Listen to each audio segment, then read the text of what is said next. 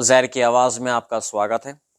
गज़ा और इज़राइल के बीच 15 महीने के लंबे और विनाशकारी युद्ध के बाद आखिरकार एक बड़ी खबर सामने आई है।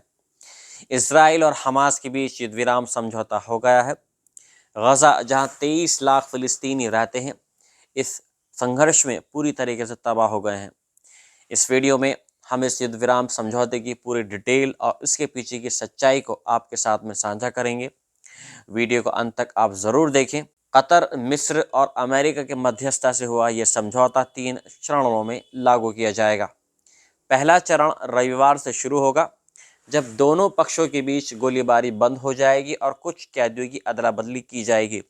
कतर के प्रधानमंत्री शेख मोहम्मद बिन अब्दुल-रहमान अल थानी ने बुधवार को घोषणा की कि इजराइल के कब्जे में बंद पहले कैदी रविवार को रिहा होंगे।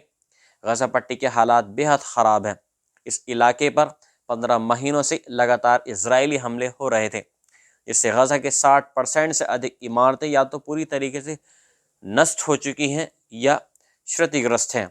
अल जज़ीरा के रिपोर्टर ने बताया कि इस युद्ध विराम के ऐलान के बावजूद इजराइल ने बुधवार के बाद भी कई हमले किए हैं, जिनमें 80 फ़िलिस्तीनी मारे गए हैं।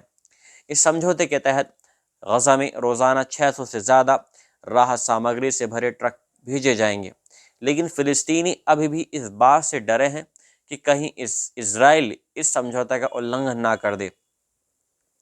गज़ा के ज़्यादातर लोग जो अपनी ज़मीन और घर छोड़ने पर मजबूर हो गए थे, अब इस उम्मीद में हैं कि वे जल्द ही अपने गांव और घर लौट सकेंगे।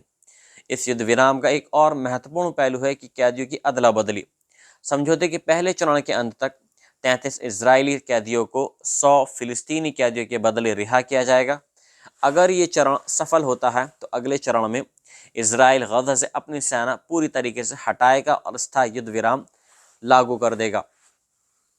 हालांकि इस समझौते को लेकर कई सवाल अभी भी बाकी हैं।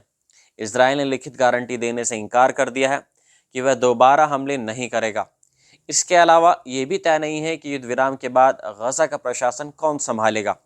अमेरिका ने फ़िलिस्तीनी प्राधिकरण को पुनर्गठित कर गज़ा का प्रशासन सौंपने की सिफारिश की है। यह समझौता गज़ा के पुनः निर्माण के लिए भी एक नई उम्मीद लेकर आया है। तीसरे चरण में गज़ा की तबाह हो चुकी संरचनाओं को सुधारने के लिए अंतर्राष्ट्रीय निगरानी में एक से 5 साल का पुनः निर्माण योजना लागू की जाएगी।